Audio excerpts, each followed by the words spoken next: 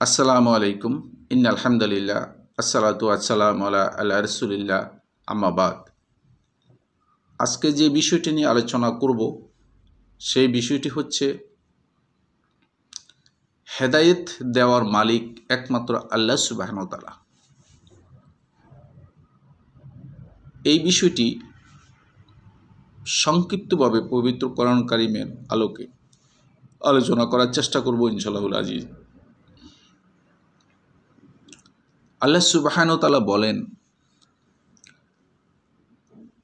সূরা কাসাস 28 নম্বর সূরার 56 নম্বর আয়াতে বলেন, আউযু বিল্লাহি মিনাশ শাইতানির রাজিম ইন্নাকা লাহতাদি মান আহবাবতা। আপনি যাকে পছন্দ করেন তাকে হেদায়েত করতে পারবেন না। আল্লাহ সুবহানাহু ওয়া তাআলা একমাত্র হেদায়েতের মালিক বা হেদায়েত করতে পারেন। সহিহ বুখারীতে এসেছে, ইবনুল মুসাইব তার পিতা হতে বর্ণনা করেন, তিনি বলেন,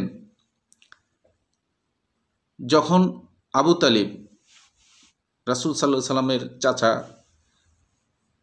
তার মৃত্যু যখন ঘনিয়ে এলো, তখন রাসূল সাল্লাল্লাহু আলাইহি সাল্লাম আবু তালিবের কাছে আসলেন। ওই সময় আবু তালিবের দুই পাশে দুইজন ব্যক্তি উপস্থিত ছিল, বসা ছিল। একজন হচ্ছেন আব্দুল্লাহ বিন আবি উমাইয়া, আরেকজন হচ্ছে আবু জাহাল।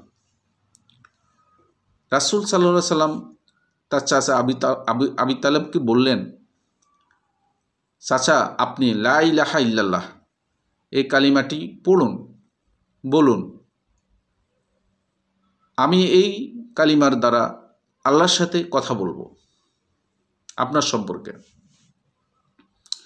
তখন পাশে বসা যে দুজন ব্যক্তি আব্দুল্লাহ এবং আবু জাহাল আবু তালিবকে উদ্দেশ্য করে বলল, হে আবু তালিব, তুমি কি তোমার পিতা আব্দুল মুত্তালিবের ধর্ম ত্যাগ করবে?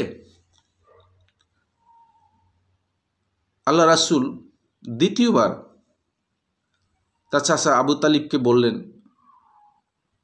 হে চাচা আপনি লা ইলাহা ইল্লাল্লাহ এই কালিমাটি বলুন। ওই দুইজন ব্যক্তি তাদের পূর্বোক্ত কথাটি আবার বলল, হে আবু তালিব, তুমি কি তোমার পিতা আব্দুল মুত্তালিবের ধর্ম ত্যাগ করবে? পরিশেষে আবু তালিবের অবস্থা এমন হলো যে, পরিস্থিতিটা এমন হলো, আবু তালিব তার পিতা আব্দুল মুত্তালিবের ধর্মেই বহাল থাকলো। লা ইলাহা ইল্লাল্লাহ এই কালিমাটি স্বীকৃতি সে দিল না, বলল না, উচ্চারণ করল না। আল্লাহ রাসূল বললেন, রাসূল সাল্লাল্লাহু আলাইহি সাল্লাম বললেন, হে চাচা, আল্লাহ সুবহানাহু ওয়া তাআলা আমাকে নিষেধ না করা পর্যন্ত আমি আপনার জন্য মাগফিরাতের কামনা করতেই থাকব।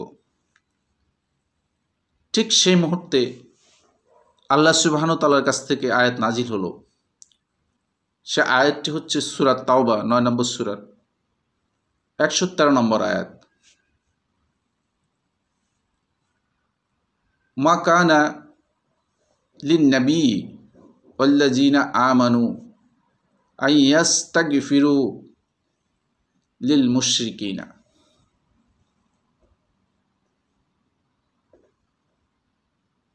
মুশরিকদের মাগফিরাত কামনা করা নবী এবং ঈমানদার ব্যক্তিদের জন্য শোভনীয় নয়। আর আবু তালিবের জন্য যে আয়াতটি নাজিল হলো সেটি হলো সূরা কাসাস 28 নম্বর সূরার 56 নম্বর আয়াতটি। পূর্বে আমি একবার বলেছি, আবার বলছি, ইন্নাকা লা তাহদি মান আহবাবতা ওয়ালাকিন্নাল্লাহা ইয়াহদি মান ইয়াশাউ ওয়া হুয়া আ'লামু বিল মুহতাদিন। অর্থাৎ আপনি যাকে পছন্দ করেন তাকে হেদায়েত দেওয়ার মালিক আপনি নন, আপনি না, আল্লাহ যাকে চান তাকে হেদায়েত দান করেন, কারণ তিনি জানেন কে সৎপথ অনুসরণকারী। এই আয়াতগুলোর আলোকে আমরা এই কথাটি স্পষ্ট বলতে পারি, স্পষ্ট হয়ে যায় যে হেদায়েত দেওয়ার মালিক একমাত্র আল্লাহ, হেদায়েত কারী হচ্ছেন একমাত্র আল্লাহ, সৎপথ দেখানোর মালিক একমাত্র আল্লাহ।